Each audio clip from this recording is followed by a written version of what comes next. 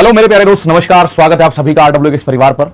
तो आज की इस वीडियो में आप लोग जो देखने वाले हो, अगर आपका भी सपना है आरआरबी एएलपी यानी असिस्टेंट लोको पायलट बनने का, तो किस तरह से उसकी प्रोसेस चलती है, किस तरह से आप उसमें सिलेक्शन ले सकते हो।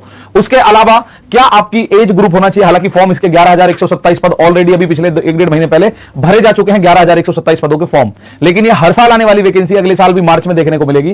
तो आपकी क्या एज होगी, क्या सैलरी होगी, क्या क्वालिफिकेशन होगा, क्या सिलेक्शन प्रोसेस होगा, कैसे कैसे प्रमोशन होंगे, कौन से आपको भत्ते मिलेंगे, कौन से आपको पक्ष मिलेंगे, मतलब जो बेनिफिट्स है, और क्या आप इसमें कौन देखोगे, यानी क्या इसमें लॉस भी है कुछ। चलो आओ देखते हैं, बहुत ज्यादा टाइम अपना खोटी नहीं करेंगे। इधर आओ, यहां सबसे पहले आप लोग देखोगे, यहां आपको पता चलेगा सर इसका रिक्रूटमेंट का प्रोसेस। पहले एक नजर डलवा देता हूं, फिर इसको डिटेल में बात करेंगे। पहले होता है सीबीटी 1, फिर सीबीटी 2, सीबीएटी डॉक्यूमेंट और फिर मेडिकल एग्जामिनेशन।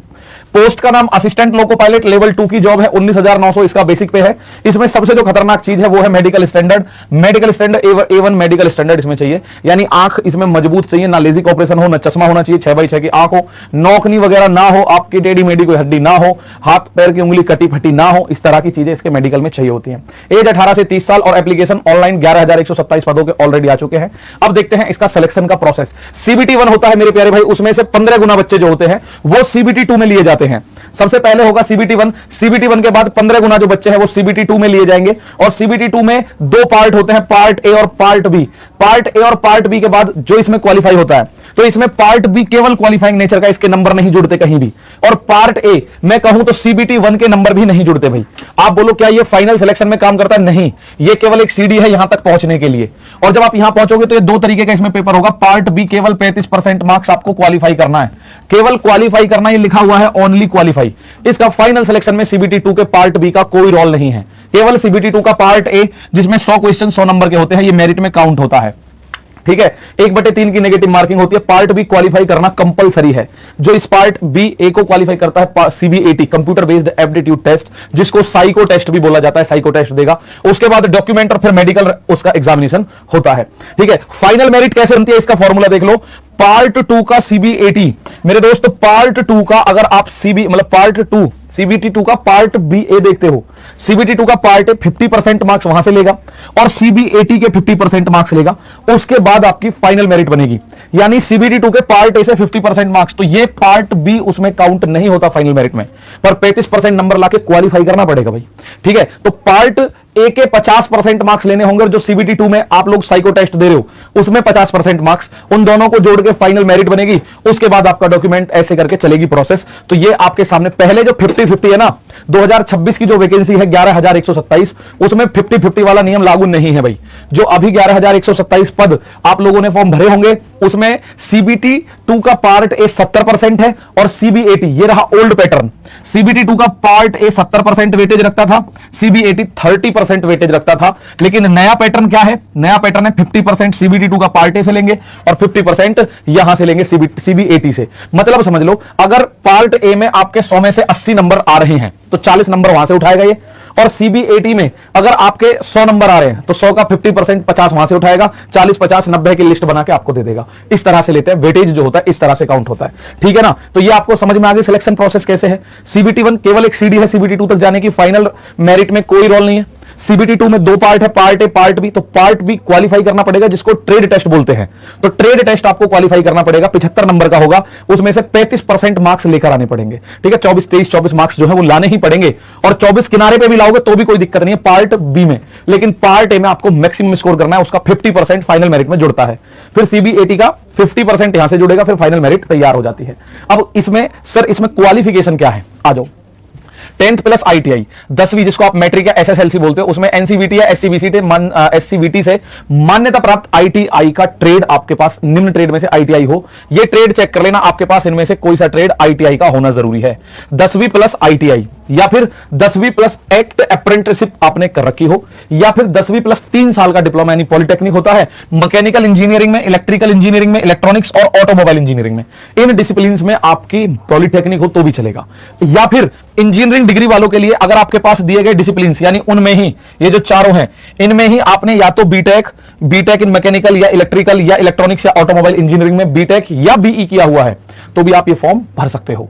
ठीक है, अब आप बोलोगे जी फॉर्म कौन नहीं भर सकता? केवल अगर 10वीं कर रखी है तो फॉर्म नहीं भरे जाएंगे आपका। आपका फॉर्म एक्सेप्टेबल नहीं है। 10वीं प्लस आईटीआई, आईटीआई में इनमें से कोई एक ट्रेड हो, आप फॉर्म भर सकते हो। या 10वीं प्लस एक्ट अप्रेंटिसशिप, कोई सी इनमें से ट्रेड हो, इसमें भी इन्हीं ट्रेड में हो कोई सी भी, तो भी आप भर सकते हो। 10वीं प्लस 3 साल का डिप्लोमा हो इन 4 ट्रेड में, तो भी भर सकते हो। या आपके पास इंजीनियरिंग की डिग्री हो, बीई या बीटेक इन 4 ट्रेड्स में, तो भी भर सकते हो। आप बोलो मैं केवल 12वीं हूं, नहीं भर सकते। बीए, बीकॉम, बीएससी की कोई डिग्री है, नहीं भर सकते। तो आप 12वीं बोलो जी मैं तो पीसीएम से हूं, मैंने मैथ से 12वीं करी है, कहीं से भी करी हो, 12वीं हो तो नहीं भर सकते। ठीक है भाई, चलो तो आपको इसकी अच्छे से समझ आ गई क्या क्वालिफिकेशन है। ये आईटीआई की ट्रेड है, यही ट्रेड एक्ट अप्रेंटिसशिप की ट्रेड भी यही है।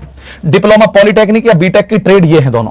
ठीक है, ये रिजर्वेशन इसकी मतलब एज में आपको मिलता है 18 से 30 अनरिजर्व्ड है। ओबीसी को 5 साल, एससी मतलब इसको एससी एसटी को 5 साल, ओबीसी को 3 साल, बाकी आप अपने देख सकते हैं कि आपकी कैटेगरी। इसमें सबसे तगड़ा होता है medical standard A1, physical in all respects, यानी सबसे मजबूत आपकी आंखें हो, दोनों आंखों का 6/6 का विजन हो बिना चश्मे के, चश्मा चलता नहीं है, लेजिक ऑपरेशन कराया चलता नहीं है, नॉक नहीं है चलता नहीं है, उंगली पुंगली कटी पड़ी है पैर में हाथ में नहीं हो एप्लीकेबल, पास की चीजें सही दिखनी चाहिए, कोई भी आपको बाइनोकुलर डिफेक्ट ना हो आंखों में, कोई भी आपको कलर ब्लाइंडनेस ना हो, वर्णांधता बोलते हैं जैसे कि भैया पीले रंग को पहचान ही नहीं पाता जी मैं, तो पता पड़ी लाल रंग को नहीं पहचान रहे, वो कह रहे हैं रेल रोको और तुम धुआंधार जा रहे हो, तो रेल रोकनी है लाल रंग पे। ठीक है, तो बिना चश्मे के आपकी आंख एकदम फिट फोर होनी चाहिए भैया। ठीक है, अब इसकी ड्यूटी कितने घंटे की होती है, तो ड्यूटी इसका एएलपी रनिंग स्टाफ में आता है, इसलिए 8 घंटे की फिक्स्ड ऑफिस ड्यूटी जैसी नहीं होती, जैसे ऑफिस जॉब होती है 9 to 5, ये ऐसी ड्यूटी नहीं है। आप रेलवे स्टेशन पर रेल लेके चले हो, माना दिल्ली से चले और आपको 8 घंटे बाद आप लखनऊ पहुंच गए, अब लखनऊ पहुंचने में किसी कारणवश 2 घंटे की देरी हुई तो लखनऊ तक जाना ही पड़ेगा। ठीक है ना, तो ये एक स्ट्रेच लगातार में रनिंग ड्यूटी सामान्यतः 10 घंटे से अधिक नहीं हो सकती। वर्तमान रेलवे नियम के अनुसार साइन ऑफ यानी ट्रेन में जब आप एंटर कर देते हो से साइन ऑफ यानी ट्रेन से उतरने का समय कुल ड्यूटी 11 घंटे तक आप हो सकती है, लेकिन इसमें अगर ड्यूटी ज्यादा है तो अच्छा खासा पैसा बनता है मेरे दोस्त। वास्तविक duty train route, crew link और ऑपरेशनल आवश्यकता के अनुसार बदल सकती है। लगातार नाइट ड्यूटी सीमित नियमों के अनुसार की जाती है, ऐसा नहीं है कि परमानेंट ही रात में दौड़ा रहे हो गाड़ी, नहीं जी। ठीक है, ड्यूटी समय आसान भाषा में समझो, एक दिन की ड्यूटी सामान्यतः 8 से 10 घंटे, अधिकतम ड्यूटी कुछ परिस्थिति है जिसमें 10 से 11 घंटे। ड्यूटी के बाद आराम समझ लो, माना दिल्ली से आपको लखनऊ जाना है, अब आप तो रहते दिल्ली में हो, फैमिली दिल्ली में, क्वार्टर दिल्ली मिला हुआ है, अब लखनऊ आप पहुंच गए 8 घंटे बाद, तो 8 घंटे बाद आप ट्रेन से उतर जाना, 12 घंटे वहां हेडक्वार्टर मिला होगा आपको, मतलब रेस्ट करने के लिए बड़ा अच्छा सा हॉल मिला होगा, वहां आप हॉल में एसी चल रहा होगा टनाटन, एक बेड लेना और सो जाना, 12 घंटे का रेस्ट है। अगर आप 8 की बजाय 8 घंटे या उससे ज्यादा की ड्यूटी करी है आपने, तो आप 16 घंटे का आराम करो भाई, एक जगह लेट के, दूसरी ट्रेन में बैठ के वापस आ जाओ अपने घर, ऐसे समझ लो। या वहां से दूसरी ट्रेन आपको मिल जाएगी जो वापस दिल्ली ले आएगी, तो फिर अपने घर आराम करो बेशक, या दिल्ली के स्टेशन पे आराम करो। ठीक है, रोज फिक्स 9 से 5 वाली नौकरी नहीं है भैया, 9 से 5 की कोई फिक्स जॉब नहीं है ये, शिफ्ट और ड्यूटी टाइमिंग बदलती रहती है, सभी नियम रेलवे की सेवा के अनुसार चलते हैं। समझ गए ड्यूटी को भी, चलो आगे चलते हैं। सीबीटी 1 का एग्जाम पैटर्न, टोटल 75 एमसीक्यू आते हैं, मल्टीपल चॉइस क्वेश्चन, बहुविकल्पीय प्रश्न, 75 नंबर के होते हैं, मिनट होती है 60, 1/3 की नेगेटिव मार्किंग। सीबीटी होता है कंप्यूटर बेस्ड टेस्ट, 3 ही चीजें, जीके जीएस का कोई रोल नहीं है, 25 का मैथ, 25 की रीजनिंग, 25 की जनरल साइंस। जनरल साइंस में तीनों साइंस है, फिजिक्स, केमिस्ट्री, बायोलॉजी। ठीक है, exam is of 10th standard, 10वीं लेवल का है, ऑप्शनल है, तुक्के लगाना चाहो तो लगा सकते हो, 1 मार्क का एक क्वेश्चन और एक गलत क्वेश्चन पे 1/3 कट जाएगा। 25-25 के मैथ, रीजनिंग और साइंस है, 25-25-25, 75 नंबर, 75 क्वेश्चन। अब ये मैथ का, रीजनिंग का और साइंस का सिलेबस दे रखा है सीबीटी 1 के लिए, तो नॉर्मल है सिलेबस जैसा आप पढ़ते हैं। सीबीटी 2 की बात करें तो पैटर्न ऑफ सीबीटी 2 क्या है, CBT 2 shall be comprise of 2 part, part और पार्ट बी, इसमें 2 होते हैं। पहला पार्ट 90 मिनट का होता है, 100 क्वेश्चन, यही मेन है, यही क्या है, मेन है। ठीक है, यही है main part A. Part B, इसको आप लोग ट्रेड टेस्ट भी बोलते हैं, ट्रेड टेस्ट, ट्रेड टेस्ट। ये ट्रेड टेस्ट आपकी क्वालिफिकेशन के अनुसार होगा, आपने आईटीआई में किस ट्रेड से फॉर्म डाला है उस ट्रेड का ट्रेड टेस्ट होगा। अगर आपने बीटेक में, आप डिप्लोमा पॉलिटेक्निक का किस ट्रेड से पॉलिटेक्निक या बीटेक करी है, उस ट्रेड से ये ट्रेड टेस्ट लिया जाएगा। 60 मिनट में 75 क्वेश्चन, तुरंत जैसे ही 90 मिनट होंगे तुरंत ये खुल जाएगा अपने आप उसमें, तो 1.5 घंटा और 1 घंटे, 2.5 घंटे का समय मिलेगा। 100 और 75, 175 क्वेश्चन करने हैं, लेकिन ध्यान रखना ये मेन है, ये ट्रेड टेस्ट है, ये केवल क्वालिफाइंग नेचर का है, इसमें ज्यादा कुछ नहीं है। ठीक है, तो 2.5 घंटे 175 क्वेश्चन। अब यहां लिखा हुआ है सीबीटी 2 के लिए शॉर्ट लिस्ट किए जाने वाले उम्मीदवारों की कुल संख्या प्रत्येक आरआरबी में अधिसूचित रिक्तियों की संख्या के 15 गुना तक सीमित होती है। 15 गुना तक के बच्चे लेते हैं सीबीटी 2 में। नेगेटिव मार्किंग 1/3 की होती है। ठीक है, इनकरेक्ट, पार्ट ए में भी 1/3 की, पार्ट बी में भी 1/3 की, तो नेगेटिव मार्किंग से बचना है। पार्ट बी केवल क्वालिफाई करना है, only qualify, only qualify, only qualify करना है। ये इसके नंबर आपके नहीं जुड़ेंगे। ठीक है, इसके नंबर आपके नहीं जुड़ेंगे, ये केवल क्वालिफाई करना है। पार्ट बी जो ट्रेड टेस्ट है, 35% मार्क्स ले आना। फाइनल मेरिट का वेटेज अपडेट क्या है, फाइनल सिलेक्शन अब जो है 50% वेटेज सीबीटी 2 का पार्ट ए जो मैं कह रहा हूं मेन है, और 50% है सीबीएटी यानी साइको टेस्ट का। ठीक है, आगे आ जाओ। ये सीबीटी 2 के लिए इसका स्ट्रक्चर स्ट्रक्चर है मैथ, रीजनिंग और journal science and engineering. Math का सिलेबस वही है, रीजनिंग का वही है, जर्नल साइंस और इंजीनियरिंग में थोड़ी चीजें बढ़ जाती हैं सीबीटी 1 की तरह। भाई यहां सीबीटी 1 की तरह मैथ रीजनिंग तो सेम है, यानी एक बार तैयारी करने से सीबीटी 1 सीबीटी 2 दोनों की तैयारी हो जाती है। लेकिन सीबी 8 मतलब बेसिक साइंस और इंजीनियरिंग की बात करें तो इसमें लेवल थोड़ा सा बढ़ जाता है, चीजें बढ़ जाती हैं। ठीक है, अब मैं बात करूं, देखो लिखा हुआ है 35% पास करना पड़ेगा आपको सीबीटी 2 में, 35% नंबर लाने पड़ेंगे पार्ट बी में। ठीक है, तो ये सारी कहानी आपको दे रखी है। कैंडिडेट विद आईटीआई या trade apprenticeship qualification will be required to appear in the section having question from there trade. उनकी ट्रेड से क्वेश्चन आएंगे पार्ट बी में। ट्रेड टेस्ट कैसे होगा? अगर आप इलेक्ट्रिकल इंजीनियर या combination of various stream of electrical engineering है तो आपका ट्रेड इन वाले सब्जेक्ट का होगा। ठीक है भाई, अगर इलेक्ट्रॉनिक्स इंजीनियरिंग कर रखी है तो इन सब्जेक्ट में ट्रेड होगा। अगर आपने आईटीआई वगैरह इनमें कर रखी है, मैनेजर इंजीनियरिंग इनमें कर रखी है, तो आपका इन ट्रेड में टेस्ट होगा। इस तरह से टेस्ट आपका लगातार मतलब होगा। सीबीटी 2 पार्ट बी की मैं बात कर रहा हूं, ट्रेड टेस्ट की। ठीक है, आगे जो मेरिट लिस्ट है इसमें बार बार मैं बता चुका हूं, 50% पार्ट ए सीबीटी 2 का, 50% सीबीएटी, इनके मार्क्स लिए जाएंगे। उसके बाद फाइनल सिलेक्शन पर आपको लेके जाते हैं। यदि दो या अधिक उम्मीदवार समान होते हैं, मेरिट अगर समान है उनके, तो आयु मानदंड देखते हैं, यानी कि अगर दो कैंडिडेट है, माना मैं और आप, मेरी उम्र ज्यादा है, मेरे भी नंबर उतने ही बन रहे हैं फाइनल और आपके भी, तो पहले मुझे चांस मिलेगा। आपको ये छोड़ के बोल दिया, मतलब ये बोल के छोड़ देंगे आपको कि तुम्हारे पास अभी और मौके हैं, यानी जिसकी उम्र ज्यादा उसको पहले ले लेंगे। चयनित उम्मीदवारों को मेडिकल फिटनेस टेस्ट पास करना पड़ेगा, और इसका मेडिकल फिटनेस टेस्ट बेहतरीन होता है भाई। ठीक है, अब यहां कुछ नियम है। लगभग हर एक समुदाय के, जैसे चाहे अनरिजर्व्ड हो, एससी एसटी, 8 गुना कैंडिडेट ये सीबीएटी में लेके जाते हैं। सीबीटी 2 के भाग ए में प्राप्त अंकों के आधार पर सीबीएटी के लिए शॉर्ट की लिस्ट किया जाता है भाई। पार्ट ए में कितने जो मार्क्स है उसके हिसाब से 8 गुना, सीबीटी 1 से सीबीटी 2 के लिए 15 गुना, फिर सीबीटी 2 से सीबीएटी के लिए 8 गुना बच्चे, जितनी भर्ती है उनका 8 गुना बच्चे लेके आगे जाते हैं।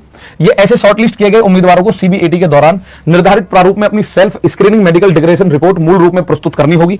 अब तो रेलवे ने नियम निकाल दिया कि आप अपनी मेडिकल जो स्लिप है या मेडिकल जो आपका स्टेटस है वो आप खुद करवा के लाओ हमारे पास। ठीक है, सीबीएटी केवल अंग्रेजी और हिंदी में होगी, इसे नकारात्मक अंक नेगेटिव मार्किंग नहीं होगा। बड़ी बात है भाई, सीबीएटी केवल इंग्लिश और हिंदी में होगी, नो नेगेटिव मार्किंग, कोई नेगेटिव मार्किंग इसमें देखने को नहीं मिलती। ठीक है, तो सभी उम्मीदवार, यहां लिख रहा है समुदाय की परवाह किए बिना को सीबीएटी में योग्य होने के लिए प्रत्येक टेस्ट बैटरी में अलग अलग न्यूनतम टी स्कोर 4 अंक प्राप्त करने होते हैं। तो ये उसका सीबीएटी का प्रारूप है, जिसमें आप बैटरी कुछ यानी कि टेस्ट होते हैं, साइको टेस्ट, उनमें अलग अलग ये आपको परफॉर्मेंस देनी पड़ेगी।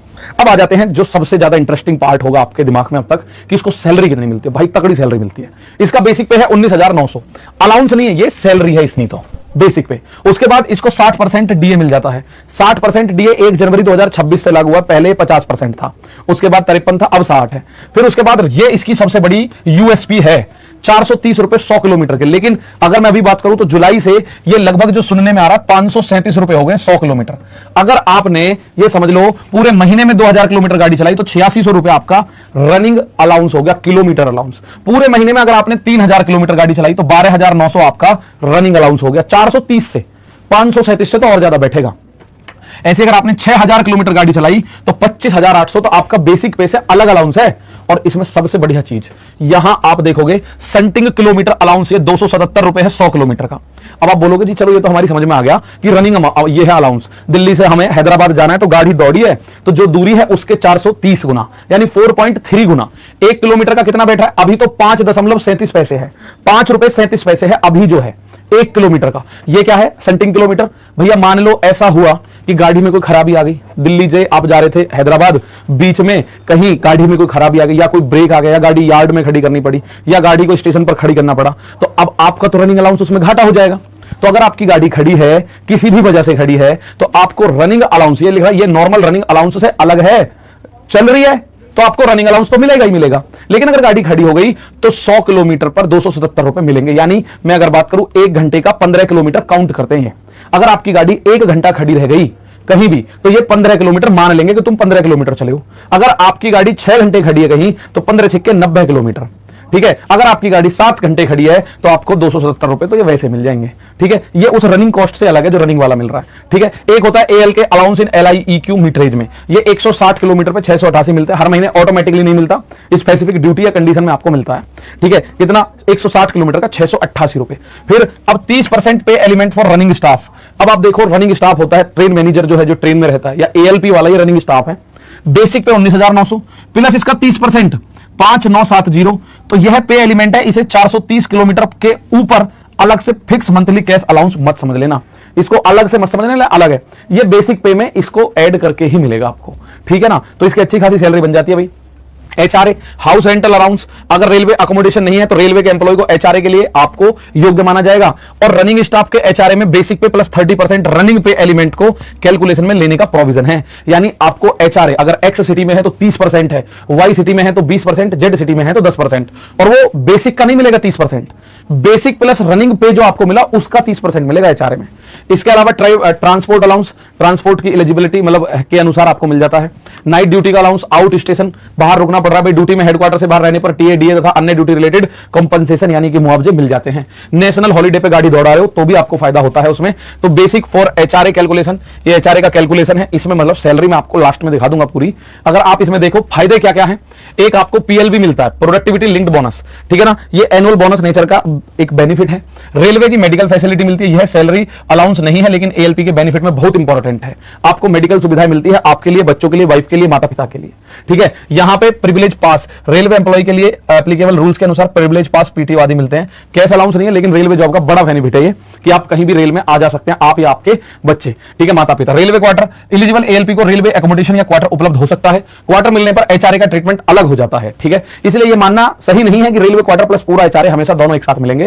तो अगर क्वार्टर मिल गया तो एचआरए हो सकता है ना मिले, क्योंकि एचआरए का हाउस रेंटल अलाउंस की भैया किराए पे घर ले लो उसका पैसा दे रहे हैं, तो वो डायरेक्ट घर ही जो दे रहे हैं तुम्हें, तो बाहर लेने की जरूरत नहीं है घर, ठीक है। रिटायरमेंट पे इनके लिए कुछ एनपीएस स्कीम, रिटायरमेंट सेटलमेंट लाभ, जो इनकी छुट्टी बच रही है उनके पैसे, अन्य सेवाएं आपको मिल जाती हैं, ठीक है। बच्चे की पढ़ाई की बात करूं, 2812.50 प्रति बच्चे के हिसाब से आपकी स्कूलिंग का मिलता है हर महीने, ज्यादा से ज्यादा 2 बच्चे का, ठीक है। स्कूल की शिक्षा के लिए मिलता है। रियम्बर्समेंट साल में एक बार किया जाता है, मतलब आप लास्ट साल के लास्ट में स्लिप भर के ले जाना स्कूल वाली, या स्कूल से जो स्लिप मिलती है वो स्लिप ले जाके अपने बाबू को दे देना, बाबू उनको कैश करवा के आपके अकाउंट में डलवा देगा, ठीक है भाई। हॉस्टल सब्सिडी, अगर बच्चा हॉस्टल में रहकर पढ़ता है तो हॉस्टल सब्सिडी 8,437.50 हर महीने मिलेगी, लेकिन इसकी शर्त है कि हॉस्टल कम से कम 50 किलोमीटर दूर होना चाहिए घर से। ऐसा नहीं है कि उसी शहर में 10 किलोमीटर की दूरी पर हॉस्टल और आप उसमें अपना 8,437 रुपए ले रहे हो महीने के, नहीं। सीई और हॉस्टल सब्सिडी ये आपके बच्चे को मिलती है। बच्चा अगर दिव्यांग है तो डबल मिलता है मंथली उसको, ठीक है, डबल मिलता है उसको। जो पहले मिल रहा था ना 2812, अब मिलेगा 5625। 2812 का डबल 2800 का डबल 5600 और 12.5 का डबल 25, अगर बच्चा दिव्यांग है तो, ठीक है भाई। तो अच्छा खासा इसमें मिल जाता है। कहानी कहते हैं इसका काम क्या क्या है भाई, ये लोको पायलट की सहायता करता है। असिस्टेंट लोको पायलट है तो असिस्ट करेगा किसी ना किसी को, किसको करता है, लोको पायलट को। लोको पायलट के निर्देश का पालन करता है, ट्रेन संचालन में सहायता करता है, सिग्नल और ऑपरेटिंग स्ट्रक्चर पर इंस्टीट्यूशन मतलब इंस्ट्रक्शन पर नजर रखता है, ट्रेन के सुरक्षित संचालन में एलपी के साथ यानी लोको पायलट के साथ कोऑर्डिनेशन में रहता है, सिग्नल पर नजर रखता है, भैया सिग्नल की स्थिति क्या है, आगे किसी खतरे पर ध्यान देना, लेवल क्रॉसिंग और ट्रैक की स्थिति को देखता रहता है, किसी भी असमानता पर तुरंत ध्यान देना इसका काम है, सतर्कता से देखना, समय पर पहचानना और सूचना देना, ट्रैक और आसपास की स्थिति को ये देखता रहता है, कोई संदिग्ध वस्तु तो नहीं है, ट्रैक मेंटेनेंस का काम तो नहीं चल रहा है कहीं, लेवल क्रॉसिंग की स्थिति को देखता रहता है, सारे काम इसके हैं, पीछे की ओर भी समय समय पर ये देखता रहता है ट्रेन में, ठीक है। लोकोमोटिव की टेक्निकल मॉनिटरिंग भी ये करता है कि भैया सब कुछ टेक्निकली फिट फॉर चल रहा है कि नहीं। ब्रेक सिस्टम की सहायता, ब्रेक सिस्टम को भी ये चेक करेगा कि भैया ब्रेक प्रेशर की निगरानी की कितना, कोई प्रेशर ऊपर नीचे तो नहीं है, ब्रेक से संबंधित समस्या जो भी है उसको तुरंत पहचानना और सॉल्व करना, खराबी आने पर ट्रबल शूटिंग करता है, लोकोमोटिव में आने वाली समस्या को पहचानना, कोई अगर खराबी है तो ये ट्रबल शूटिंग तुरंत शुरू करेगा, असामान्य स्थिति की पहचान, कोई संदिग्ध वस्तु, कोई ऐसी चीज, आवाज, कंपन, दबाव में बदलाव, इलेक्ट्रिकल इंडिकेशन आदि पर ध्यान देता है, गेज, मीटर और इंडिकेटर की लगातार निगरानी करता है, छोटी से छोटी अबनॉर्मलिटी पर भी ध्यान देता है, तुरंत लोको पायलट को जानकारी देना, बड़ी समस्या बनने से पहले रोक देना, मतलब बड़ी एक मतलब बहुत ज्यादा ड्यूटी, ये कर्तव्य जो है बड़ा है, क्योंकि इसके हाथ में बहुत सारे लोगों की जीवन होती है भाई। इमरजेंसी में महत्वपूर्ण भूमिका, एक्सीडेंट ब्रेकडाउन में सहायता करना, सूचना पहुंचाना, प्रोटेक्शन करना, ये सारे इसके काम है। लोको पायलट के इनकैपेसिटेटेड होने पर भी बड़ी जिम्मेदारी, यानी लोको पायलट अगर काम करने में सक्षम नहीं है तो एएलपी सारी जिम्मेदारी संभाल लेता है, ठीक है। कम्युनिकेशन और कोऑर्डिनेशन, ट्रेन के गार्ड के साथ, स्टेशन मास्टर के साथ, कंट्रोल रूम में और अन्य रेलवे स्टाफ के साथ इसी का कोऑर्डिनेशन रहता है, क्योंकि जो एलपी होता है ना लोको पायलट, वो तो ट्रेन चलाने पर फोकस रखता है।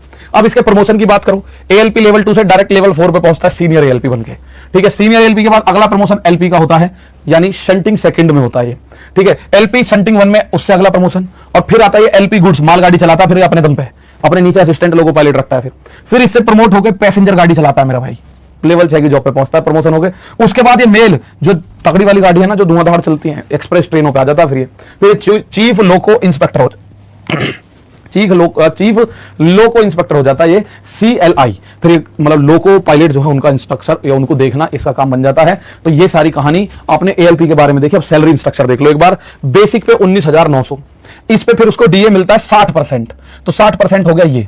उसके बाद वाई सिटी की मैं देख रहा हूं 20%, तो 20% इसका बेसिक प्लस 30% पे एलिमेंट पे 20% लगेगा। ऐसा नहीं है केवल 19,000 का ही 20% लगा, नहीं जी, ठीक है, 20% 25,870 का लगता है, ठीक है, 5,970 इसका 30% पे एलिमेंट है। उसके बाद इसका किलोमीटर जो रनिंग कॉस्ट है 17,200, मैं 100 किलोमीटर की मान रहा हूं अप्रॉक्स, ठीक है, डेली, लेकिन इस पे भी 60% का डीए लगता है। इस पे तो डीए लगता ही लगता है, इस पे भी 60% का डीए लगता है। अदर अलाउंस 2888 रुपए 86, तो जो आपको 58 दिख रही है ना, तो ये अप्रॉक्स पहुंच जाती है 68,000 के आसपास, क्योंकि इस पे भी 60% लगता है डीए, इस पे भी लगता है 60% डीए जो लगता है। डीए केवल बेसिक पे नहीं लगता, डीए बेसिक पे लगता है प्लस जो रनिंग कॉस्ट है उस पे भी डीए लगता है, तो इसका 60% प्लस इसका 60%, तो 68 के आसपास पहुंचती है। कुछ इसके डिडक्शन भी है भाई, एनपीएस में 10%, अब ये 10% भी इसका नहीं है, इसका तो 10% करता है, इसका भी 10% कटता है। कुल मिला के मेडिकल के लिए कट जाता है इनकम टैक्स, प्रोफेशनल टैक्स या अदर डिडक्शन, 4-5 हजार इसका डिडक्ट हो जाता है। तो जो हाथ में 54,000 लिख रहा है ना, ये लगभग 63-64 हजार आता है भाई हाथ में, 63 से 64,000 रुपए इसके हाथ में आता है कट पिट के। तो ये कैसी लगी आपको एएलपी की पोस्ट, कैसी लगी जानकारी? इस जानकारी के बाद आपको कहीं और कोई जानकारी लेने की जरूरत नहीं है, एक एक चीज इसमें डिटेल में बताई गई है। तो अगर आपको भी 60-65-70 हजार रुपए की एक ऐसी जॉब चाहिए जिसमें बहुत ज्यादा आपको सतर्क रहना हो, तो वो एएलपी की जॉब है, ठीक है। एएलपी के बाद एलपी वगैरह बनते रहोगे, प्रमोशन के बाद मैंने सब कुछ दिखाया, क्या काम है, सैलरी, एज, क्वालिफिकेशन, प्रोसेस, सब कुछ आपने इस वीडियो में देखा। तो कैसी लगी वीडियो मेरे प्यारे दोस्त, जरूर बताना कमेंट करके, और किसी और पोस्ट पर अगर आपको ऐसी डिटेल वीडियो चाहिए तो हमें कमेंट करना और बताना कि भाई एक सर ऐसी वीडियो इस वाली पोस्ट पर भी बना दो, तो हम जरूर आपके लिए लेकर आएंगे। मिलेंगे अगली किसी ऐसी वीडियो में, तब तक के लिए नमस्कार, थैंक यू, जय हिंद, जय भारत।